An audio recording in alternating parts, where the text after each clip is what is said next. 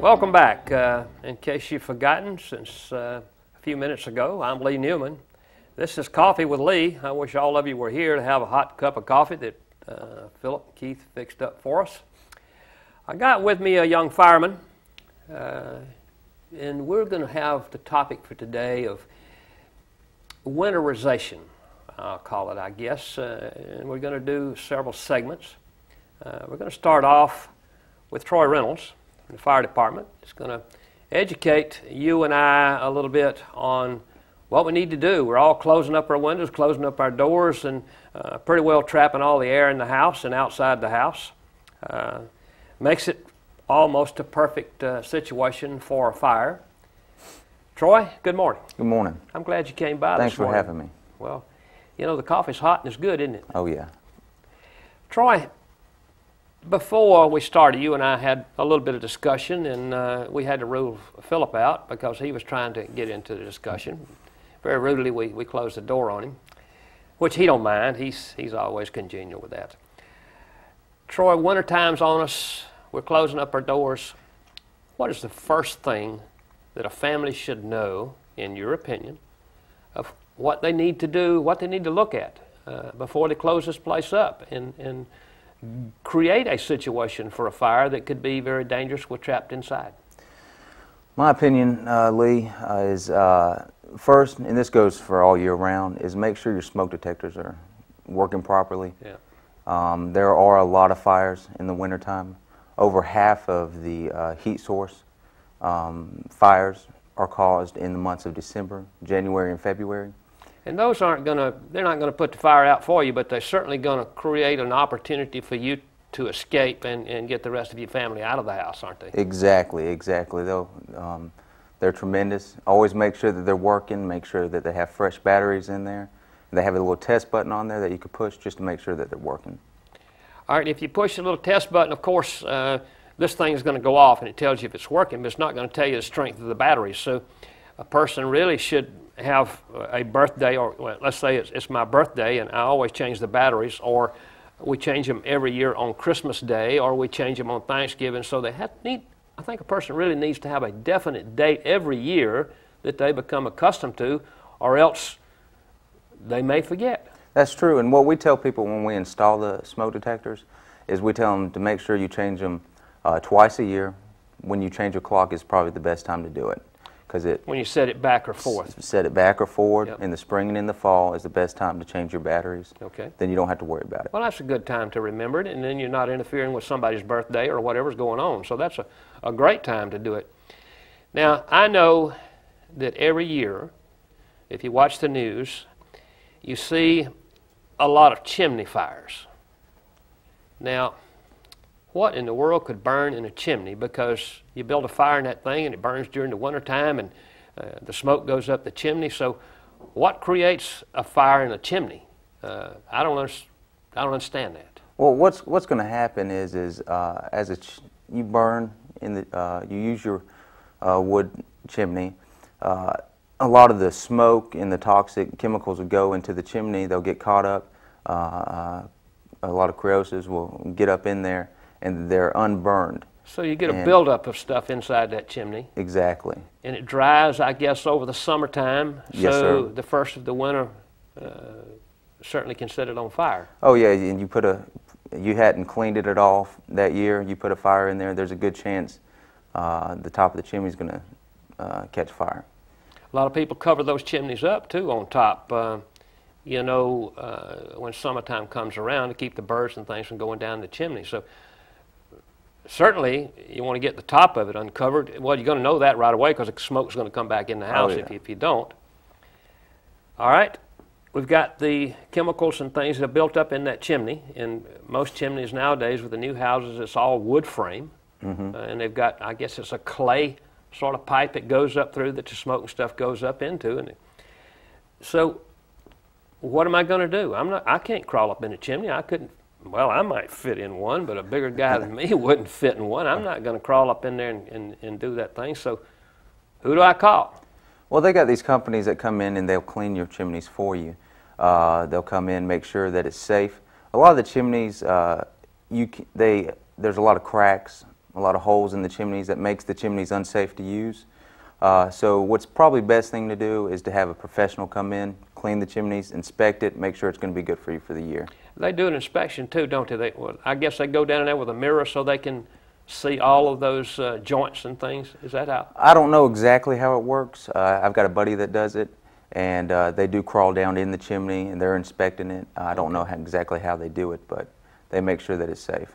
Okay. So by a simple call like you would to have your washing machine repaired or something like that, can get that. I don't have any idea what the price may be. I'm sure it's, you know, 50, 100, 150, somewhere around there to have them come and check your chimney out and clean it out. I had it done once, if I remember, a long time ago, but mine was all rock and block, the chimney was, so I guess it's pretty safe. You know, none of them safe if you get a fire going in them. But they did come out, and I had a reverse draft, and I'd never heard of it before, but that's the draft on your chimney is reversed, so when you light the fire, the smoke comes back in the house. So he showed me how to correct that in the future, and at that time I thought I was getting a fire in the chimney, but it was the reverse draft. And it's first, in case you don't know what a reverse draft is, the smoke comes back into your house, the draft is coming in instead of going out. So he said light up newspaper, something that you can hold up in the chimney and let it burn, and it heats the air and it forces the air to go on out the top of the chimney then rather than come back in the house. That's about the best explanation I can give for it. Yes, sir. It never happened again to me, so I guess that one time, but I didn't know what to do until he came and told me. All right, now, you're sitting out there and you've got a storm has come in, your power's gone off, you have a total electric house, so you have no way of heating, you have no lights, you have nothing. And it's happened to me before here in LaGrange with power outages, I think once for 7 days when we had a tremendous storm. I want to bring my charcoal grill in. I'm going to pile up some coals on that thing, light it up there in the house, and open my window and let it smoke and get a little heat out of that. Is that a wise idea? No, not at all. You never want to bring your charcoal grills or any grills inside to use. Why is that? Well, first of all, you're having an open flame in your house that is just sitting there. It's not made, the grills aren't made to be inside, they're made to be outside. The best thing to do is just to, if you don't have a wood-burning fireplace. Well, I just bring my generator in. That's another bad idea. That generators, they produce carbon monoxide. I understand. And if you bring that inside, you have a chance of carbon monoxide buildup in your house, and that's a silent killer, they say. So it's very, very dangerous. The best thing to do is keep your generators and your grills outside. So what am I going to do? Now I'm sitting here in this cold house and it's freezing outside and it may be mist and rain. And what am I going to do? How am I going to keep warm? I've got a family, you know, to look at. What should I do? Well, if you have a generator, it's okay to use. You can run an extension cord outside, have it running in. Okay. But a big thing to do is to have you a safety kit. I know how scary it is to have kids and newborn babies in the winter storm comes in and it's cold and trying to keep them warm. So the best thing to do is have a kit, maybe have a trunk, I think somebody suggested, of blankets, food, non-perishable items, non-electric. My wife has one of those, yeah. Yeah. It's got some solar blankets and the things that you would need in an emergency like that. Exactly, flashlights, yeah. Stuff like that could get you to, help you survive to the point they get the electricity turned on. Okay, so I can't bring my generator in, I can't bring the charcoal grill in, I can't use those things, but I can run the generator outside, run an extension cord, then I can use electric heat or some type just to keep it warm enough. Have a fireplace, of course you can build a fire in there, and I've tried that before, and you just keep piling on wood, but it doesn't seem to help a lot in a lot of cases unless you just sort of huddle around that thing. Now, in the case that you have these things and you've got them going and they're working, another thing that you got to be real careful of is, you know, you get a little careless trying to get warm and you're going to have too much fire. Pretty soon your house is on fire, your curtains or something of that nature, and you really got to go outside and get in the cold then. And I guess the thing for you to do is to go out and get in your car, start it up, and try to stay warm that way. Protect your family, or go to a neighbor's or do something and immediately call the fire department. Exactly.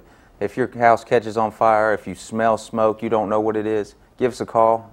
We're always working, snow, hurricanes, whatever it is, we're there. Give us a call, we'll be there.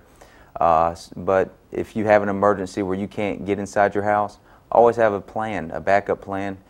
If you can't go in and use your house, like you said, your car, just somewhere to get out of the weather, a friend's house, a neighbor's house, wherever. But the best thing to do is call 911. We'll be able to help you out. Well, in the case of coming and helping with the fire, you probably could provide some things that would give some nourishment to the family and give some heat to them additionally.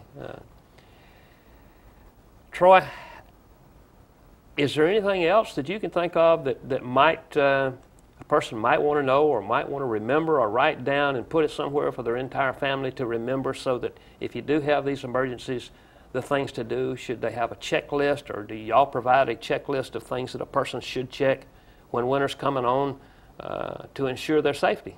Well, a few things that they could jot down is, a lot of people have these space heaters that they use in their house. One thing to do to help prevent the fires is to make sure that these space heaters, everything, non-combustible items, are 3 feet away from the space heaters, and also have a safe zone for kids not to be within 3 feet also. Do those things require any type of ventilation, these space heaters? Are they No. they all right just to burn? Oh, Talking about gas ones or yes. electric ones? Gas ones and electric. Okay. You don't have to have ventilation for the gas ones or anything? They're fine to... They're fine. They're hooked up. They're installed in your wall, and they run off of gas. They run off electricity. But no, they don't, and they have people to come install those for you. But just be careful, because, like I said before, home heat source fires, those are big. That's when we get called a lot of house fires at this time, is from space heaters and somewhat. All right, well, one final question, Troy. If you have some old folks out there, I'm talking about old folks, that just really can't be sure that everything is right for them in the wintertime, does the City of LaGrange and the fire department offer any assistance in that?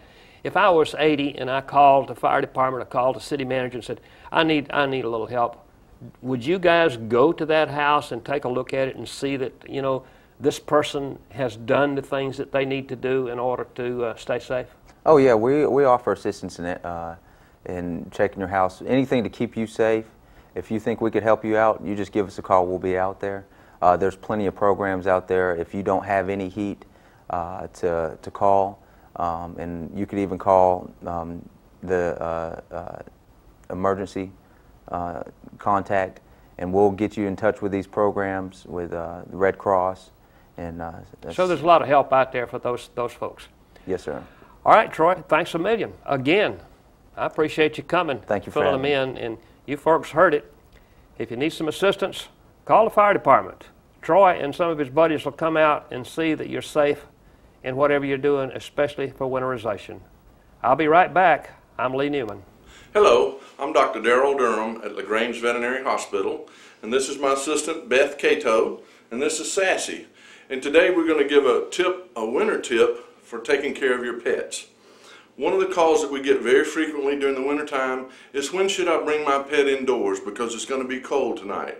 And generally, when the temperature gets in the high 20s, it's time to bring your pets inside so that they can have a nice warm place to sleep, fresh water. And this is especially important for young pets and older pets. Some pets, like Labrador Retrievers that are used to being out in the cold, may do okay, but if you leave them out, be sure they have shelter that they can curl up in and get out of the wind and the rain, and make sure the water bowl is not frozen. Make sure they have always fresh water at all times. Thank you so much. So